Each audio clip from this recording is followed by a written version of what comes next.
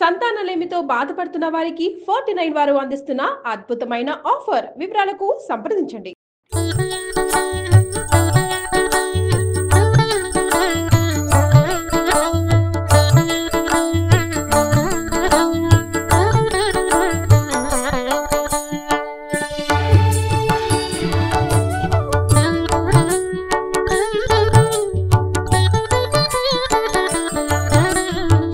అందరికీ నమస్కారం.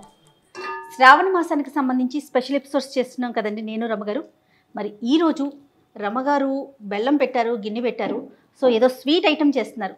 ఏంటి రమగారు సీరియస్గా చేసేస్తున్నారు? ఏం చేస్తున్నారు? పూర్ణం బూరెలు చేస్తున్నాను జయ. ఓ సూపర్ సూపర్. బోళ్ళన్ని ఏర్పాట్లు ఉంటాయి. అవునవును. మేము ఏర్పాట్లన్నీ అయిపోయాక వచ్చాం. లాస్ట్లో వచ్చానా, మొదట్లోనే వచ్చానా? అంటే సగం ఏర్పాట్లు అయ్యాక వచ్చాం. ఓకే, ఏంటి రమగారు ఏర్పాట్లు ఏంటి చెప్పండి. ఏర్పాట్లు ఏంటంటే 1/2 కప్పు మినపప్పు, 1 కప్పు బియ్యం, 2 నానబెట్టి రుబ్బేసాం. Okay, 4 hours నానబెట్టాము, రుబ్బాము. అయితే దీన్ని కూడా ఒక 3 అవర్స్ మినిమం కొంచెం కాస్త టైం ఇస్తే పిండి ఊరి బాగా వస్తుంది. ఓ 2 గంటల పాటు ముందు తోపు రుబ్బి పక్కన పెట్టుకున్నాం. ఒకటి. రెండోది 1 కప్పు శనగపప్పుని నానబెట్టి ఒక 2 గంటలు నానబెట్టి బాగా వస్తుంది. 1కి 2 మాత్రం నీళ్ళు పోసి కుక్కర్లో 2 విజిల్స్ రానిచ్చాం. ఉట్టి శనగపప్పే, ఒట్టి శనగపప్పు 2 విజిల్స్ ఓకే. రానిచ్చాక పప్పు ఉడికిపోతుంది. ఉడికిన పప్పును వడబోసేసి పప్పును చక్కగా ఆరబెట్టేస్తాం, పూర్తిగా ఆరిపోయేలాగా. ఆరిపోయిన శనగపప్పుని మిక్సీ చేసాం. ఇదిగో పిండి రెడీ. ఇప్పుడు పాకం పడుతున్నాం. దీంట్లో ఇది పొడి వేసేసి పూర్ణం పట్టేస్తాం. నిజమే రమగారు, సగం ప్రాసెస్ అయినాకే వచ్చాను నేను. అంటే ఈ పూర్ణం చేయటము తర్వాత నూనెలో వేయటము కూడా పెద్ద ప్రాసెస్లే. అవును, బట్ ముందు ఏర్పాట్లు ఖచ్చితంగా చేసేసుకోవాలి. అందరికీ తెలిసిన వ్యవహారమే. ఒక్కొక్కళ్ళు ఒక్కొక్కటి రకంగా చేస్తారు. 1 కప్పు శనగపప్పుకి 1 కప్పున్నరకి తక్కువగా, కప్పు పావుకి ఎక్కువ, అరకి తక్కువగా బెల్లం. ఓకే, అప్పుడు స్వీట్ కరెక్ట్గా ఉంటుందా? తీపి తీయగా ఉంటుంది. ఎక్కువ తీపి లేకుండా ఉండదు. అంటే చప్పగా ఉండకూడదు కదా, బూర్లు కొంచెం తీపి ఉండాలి. పైన చప్పదనం ఉంటుంది కదా, దానివల్ల. మనకి ఏదైనా పండుగ లేకపోతే ప్రత్యేకమైన రోజులు అట్లా అనుకోగానే ఫస్ట్ అన్నం పరవన్నం, తర్వాత పూర్ణాలు, తర్వాత పులిహోర, ఇవన్నీ కామన్గా జరిగే వంటకాలు కదా రమగారు, ప్రసాదాలు. అమ్మవారికి నైవేద్యం అంటే ఖచ్చితంగా పూర్ణాలు పెట్టుకుంటాం. అంటే ఆంధ్ర ప్రాంతంలో ఎక్కువగా చేసుకుంటాం. మామూలుగా కర్ణాటక వీళ్ళంతా హోళిగలు అని బొబ్బట్లు చేస్తారు. మనకేమో ఈ కొంచెం పూర్ణాలు నూనెలో వేసుకోవాలని. అయితే ఏంటంటే ఇది చేతకాని వాళ్ళు చేస్తే కొంచెం అలవాటు లేకపోతే చీదేస్తాయి, ఆ భయం ఉంటుంది. వాస్తు నిదానంగా చూసుకుని చేసుకోవాలి. కొంచెం పాకం రానిద్దాం బెల్లాన్ని. బెల్లం కరిగిపోయింది కదా, వడపోసేసుకుందాం జయ. ఎందుకంటే వడపోయకపోతే ఈ మన పూర్ణం బూరెల్లో ఈ గసి వచ్చేస్తుంది, కరకర ఏదైనా ఉంటే అది. ఒక్కసారి వడపోతాము. పోయి జయకేమో భయం, స్లోగా పోయాలి కదా వాళ్ళకి షార్ట్ కోసం. చూడు సన్న గసి. అవునండి, చాలా ఓకే.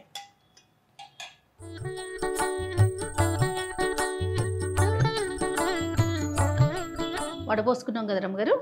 ఒక్క తీగ పాకం, ఒక తీగ వస్తే సరిపోతుంది. అంత మాత్రం వస్తే మనకి ఏంటంటే పూర్ణం చక్కగా పాకం బాగా వస్తుంది. ఈ పని కొంచెం పెద్దది. మనం 1 గ్లాస్ చేసినా ఇంత ప్రాసెస్ చేయాల్సిందే. అందుకని చేసేది ఏదో 1 కిలో చేసేస్తే సరిపోతుంది కదా అనిపిస్తుంది. కాకపోతే పిండి కొంచెం ముందుగానే రుబ్బి ఉంచుకుంటే ఒక 2 అవర్స్. మన దగ్గర ఇలా దోసపిండి అంటే మనం మినపప్పు అవి వేసాం కదా, మైదా నీటిలో కలిపి ముంచి కూడా వేసుకుంటారు అప్పటికప్పుడు అయిపోవాలంటే. పూర్తిగా మైదాతో అండి? పూర్తిగా మైదా. ఫ్రెష్గా రుబ్బిన దోసపిండి కనుక మన దగ్గర ఉంటే అది కూడా పెట్టుకోవచ్చు, మన ఇష్టం. ఇదేంటంటే మనం దేవుడికి చేసేటప్పుడు అమ్మవారి కోసం చేస్తాం కదా, పండగ రోజు చేసే నివేదన. దీనికి ముందు రోజు నిలవ ఉన్నది అలా కాకుండా కొంచెం ప్రాసెస్ పెద్దదైనా ఈ పని చేస్తే బాగుంటుంది. ఓకే, ఇలా బుడగలు వస్తే చాలు చేయ. స్టవ్ వేసేద్దాం. ముందు 1 స్పూన్ నెయ్యి, తర్వాత చక్కగా ఫ్రెష్గా పొట్టి పెట్టుకున్న యాలకుల పొడి. కాదు రమగారు, మీరు నెయ్యి దిట్టంగా వేస్తారనుకున్నా యాలకుల పొడిని అలాగే వాడేస్తున్నారు. అంటే యాలక పొడిలో అవన్నీ యాలకులు కాదు జయ. నువ్వు పట్టుకో, వేద్దు కానీ వేయి, కింద పడేయకుండా.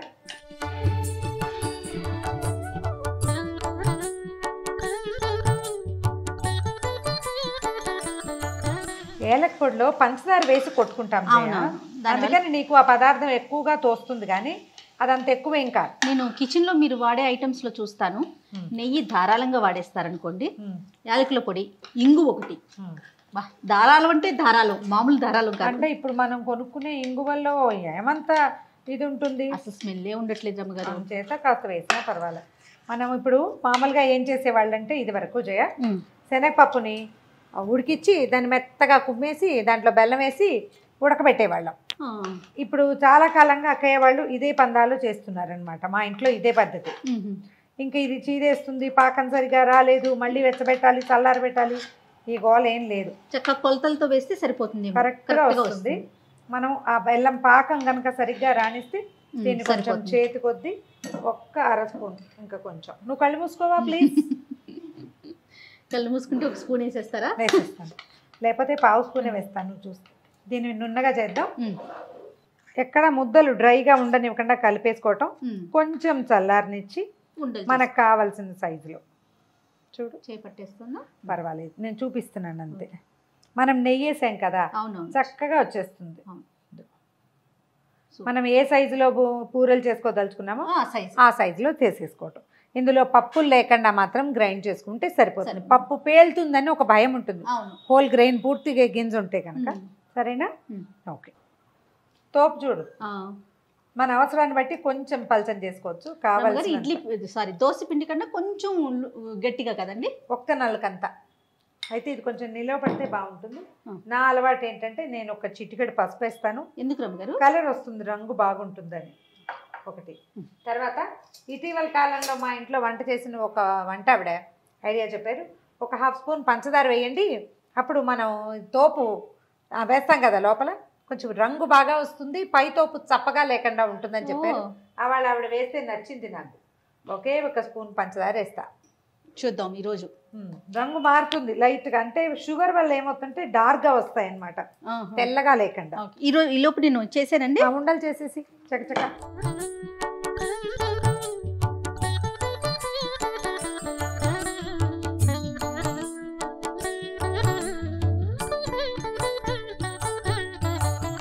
నూనె కాగిందేమో చూద్దామా? కాగినట్లు అనిపిస్తుందండి. అదే మా తోపు పిండిలో ఒక చిటికెడు ఉప్పు, అంటే దోశ పిండికి వేసినంత కాకుండా కొంచెం ఉప్పు. నేను ఈసారి ఒక స్పూన్ షుగర్ వేసాను చెప్పాను కదా. అవును, వావ్ భలేగా కాగింది రమ్మగారు. నూనె సరిగ్గా ఉంది కదా. పిండి చూడండి, మీరు పసుపు వేసేసరికి కొంచెం కలర్ కూడా చేంజ్ అయింది, రంగు మారుతుంది కదా కొద్దిగా. ఎక్కడ పెట్టాలి రమ్మగారు? స్టవ్ మీద పెట్టాలా? అన్నపూర్ణే సదాపూర్ణే శంకర ప్రాణవల్లభే జ్ఞాన వైరాగ్య సిద్ధ్యర్థం భిక్షాం దేహి చ పార్వతీ. అలా అని వేస్తే వస్తువు చెడకుండా ఉంటుంది. ఇంకొంచెం లోతుగా ఉన్నది పెట్టుకోవాలి. మనం కాస్త లోతు తక్కువదే పెట్టుకున్నాము. కొద్దిగా మునగట్లేదు, మొత్తం మునగట్లేదు చూసావా. కొంచెం అడుగు వదిలేక పక్కకి తిప్పేద్దాం. దానికి తోడు ఉండలు కూడా కొంచెం పెద్దవి చేసాం, పెద్ద పెద్ద ఉండలు చేస్తాం. మామూలుగా నా సైజ్ అయితే ఇది కాదు. ఓకే, నేను ఒక రవ్వ బుజ్జివి చేస్తా. మీరే చూపించారు రమ్మగారు నాకు ఈ సైజ్ అని. కొంచెం గోల్డెన్ బ్రౌన్ వచ్చింది చూడు జయ. అవును రమ్మగారు, ఎక్కడ చీరైన ప్రసక్తి లేదు. పూర్ణం బాగా కుదిరింది అనమాట. అవును, చక్కగా వచ్చినాయి. క్రిస్ప్గా వచ్చినాయో లేదో మనం చల్లారాక చూద్దాం. అవును, తీసేనా ఇవి? తీసేసి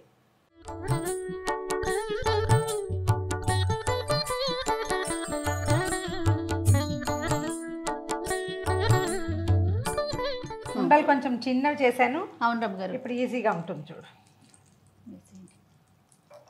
తోపు చిక్కగా ఉండాలి, పల్చగా ఉంటే ఇది చాలా సతాయించేస్తుంది మనని. కొద్దిసారి 4-5 సార్లు చేశాక అవే వస్తాయి చేయ. ఏవి పనులు ఎవ్వరికి పర్ఫెక్ట్గా రావు, పుటకతోటే చేస్తూ ఉంటే వస్తాయి. కాదు రమ్మగారు, ఎంత మినపప్పుకి ఎంత బియ్యం ఇది? మీరు నా లెక్క అయితే ఒక మినపప్పు 1.5 బియ్యం. ప్రతిసారి అలాగే చేస్తాను. బెల్లం అండి? బెల్లం 1కి 1.5కి తక్కువ, పావుకి ఎక్కువ అన్నారు. చాలు. ముందు స్పూన్ ఒకసారి కదిపి అప్పుడు కాస్త పై వైపున డ్రైగా కనపడుతున్నప్పుడు మనం కదుపుకోవాలి. ముందే కదిపితే ఏమవుతుందంటే అడుగు వదిలేసింది అనుకో, లోపల ఉన్న పూర్ణం చీదేస్తుంది. ఓకే, వెంటనే కదపకూడదు అనమాట. ఏదో మూవ్ అవుతుంది, ఈజీగా మూవ్ అవుతుందంటే ఇబ్బంది లేదు. వచ్చేది కొద్దిగా ముద్దు చేయాలి ఈ వస్తువుని. పూర్ణంలోనే ఉంది జయ అసలు పాయింట్ అంతా. లోపల పెట్టే పూర్ణము ఎంత గట్టిగా మనం సరిగ్గా చేసుకోగలిగాము అనే దాని మీదే ఉంది. పప్పు రుబ్బి ఇది వరకు అయితే పప్పు రోట్లో రుబ్బడము, దాన్ని చేయటము, పాకం కలిపాక బెల్లం వేసి కుమ్మి చేసేవాళ్ళు. దానికంటే ఇప్పుడు మనకి మిక్సీలు వచ్చినాయి, ఎంత సులువైపోయిందో పని. హాయిగా పాకం పట్టుకుంటాము, పిండి పప్పు ఏమో ఉడికించేసి చక్కగా దాన్ని ఏం చేయాలంటే ఆరబెట్టేసేయాలి పప్పుని పూర్తిగా. పప్పు ముందు చేసుకోవాలన్నమాట. ఎప్పుడు మనం తోపిండి రుబ్బుకుంటామో అప్పుడే పప్పు ఉడకబెట్టి పక్కన పెట్టేసేయాలి. అది ఆరిపోతే చక్కగా గ్రైండ్ చేసేయటము, కలిపేసేయటము, ఏ గోళ లేకుండా వచ్చేస్తాయి. చూడు ఎక్కడ కదలలేదు, చూసావా? కొంచెం వేగనిచ్చి తీసేద్దాం. కలర్ మారితే చాలు. చక్కగా చిన్న ముదిరిని చూసావా? రంగు చూడు అందంగా వచ్చింది. కావాలంటే ఇందాకటి ఇంకోసారి వేసి కూడా తీసుకోవచ్చు. మనం గారెలు వేసినట్టు డీప్ కలర్ రావడం కోసం. మనకి చేత అయిన పని ఏంటంటే పక్కన చిల్లలు పడకుండా వేయటం అనమాట. చేత వస్తే అలవాటు అయిందనుకో ఇక పక్కన ఏం పడదు. పక్కన పడుతుంది అంటే చేత కాని పని. కానీ చాలా లోపలికి చేయి పెడుతున్నారు రమ్మగారు మీరు. ఈ పనులు ఇలాగే చేయాలి జయ. మీరు వేసేటప్పుడల్లా నీకు టెన్షన్ వస్తుంది. స్పూన్తో వేసుకోండి భయం ఉన్న వాళ్ళు. ఇంకొక చిన్న సంగతి చెప్తా. మామూలుగా మేము అమ్మవారికి నైవేద్యం చేసుకుంటాం కదా. ఇప్పుడు ఒకవేళ పాయసమో లేదా పులిహార పూర్ణం బూర్లు పెట్టుకున్నాం అనుకో, 2 పదార్థాలు అవుతాయి. మూడోది లేదు కదా. అప్పుడు ఈ తోపిండి ఉంటుంది కదా, ఇందులో ఉప్పు కారం జీలకర్ర కలిపి కొంచెం బియ్యం పిండి వేసి పొంగు బూర్లు అని వేస్తాం. అది కూడా వేసి చూపించేద్దాం. సింపుల్. ఓకే. అది 3వ పదార్థం కింద ఉంటుంది. మా పిల్లలకి ఎంత ఇష్టమో అవంటే అప్పటికప్పుడు ఈ తోపే. అందులో మన సోడా వేసే పనులు అవి కూడా ఏం లేవు, వేసేసేయటమే.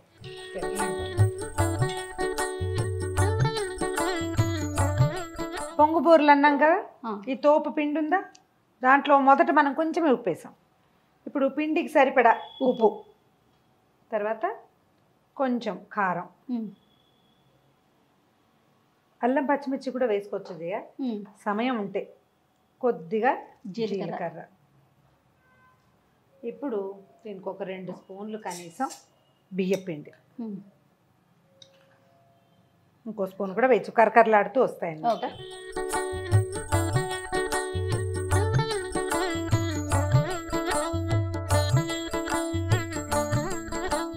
పిండి కలిపేసాను చూడు. అవునండి. ఇలా చేసుకుంటే సరిపోతుంది. కొద్దిగా మనం గారెలకి బజ్జీలకి ఎట్లా తడిచేయి చేసుకుంటాం, ఆ తడిచేయి చేసుకోవటం, వీటిని వదిలేయటం. మనం పునుకులు వేస్తాం చూడు, సేమ్ అంతే. వీటి ఇంతంత లావు రావాలని మీరు ఫీల్ అయితే కొంచెం సోడా వేసుకోండి, నేను వేయను. పొంగుతున్నాయి చూడు, అవునవును, అందుకని పొంగు బూరలు అంటారు. కొంచెం సిమ్లో పెట్టి వేయించుకోవాలి. అప్పుడు ఏంటంటే మనకి చక్కగా క్రిస్ప్గా వేగుతాయి. ఇది వేయంగానే వచ్చేస్తాయి, కానీ లోపల వేగాలి కదా, అందుకని చిన్న చిన్న తోకల్లా వస్తాయి.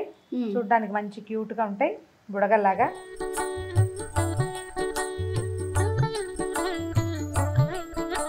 కొద్దిగా చేయి స్పీడ్గా కదిలితే చకచక 2 వాయల్లో వేసేస్తాం. కాస్త ఒకదాని మీద ఒకటి పడకుండా చూసుకొని మూకుడు నిండా వేసేయటం, నిదానంగా వేగనిచ్చి తీసేయటమే. తీసేజేయ వేగిపోయినాయి. అలాగేనండి. రంగు చూడు ఎంత బాగా వచ్చినాయి. చక్కగా వచ్చింది.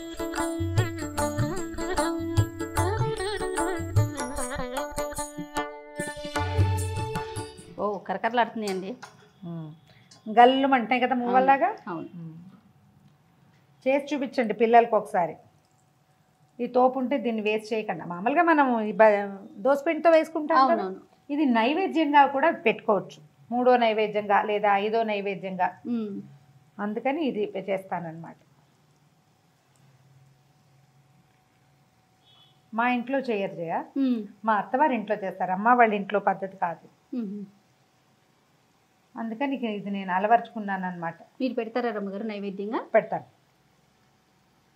ఉగాదికి, ఇప్పుడు ఈ వరలక్ష్మి వ్రతానికి, తర్వాత ఏమో విజయదశమికి ఇవి ఖచ్చితంగా చేస్తా. పెళ్ళయ్యాక నేర్చుకున్న రెసిపీస్లో ఇది ఒకటి. రెసిపీ కాదు, ప్రధానంగా ఏంటంటే ఈ విషయం తెలిసినా దీన్ని ఇలాగా నైవేద్యంగా చేయొచ్చు అనేది అత్తవారింట్లోనే తెలిసింది నాకు.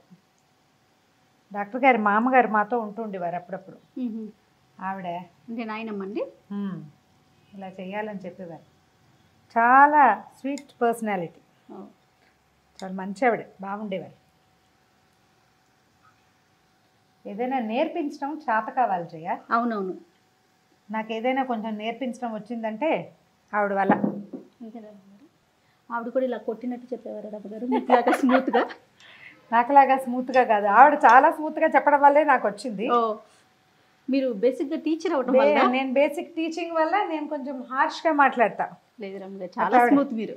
ఆవిడ చాలా సాఫ్ట్గా ఉంటారు, బాగుండేవారు. అయిపోయింది. తినే రమ్మగారు తీసేమా, డార్క్ కలర్ వస్తున్నాయి చూడు. స్టవ్ ఆపేసేద్దాం. క్యూట్గా వచ్చినాయి చూడు. చాలా బాగున్నాయి, ముద్దు ముద్దుగా చిన్నగా. పిల్లలు ఈ షేప్ని చూసే కొంచెం ఇష్టంగా తింటారేమో. అవును.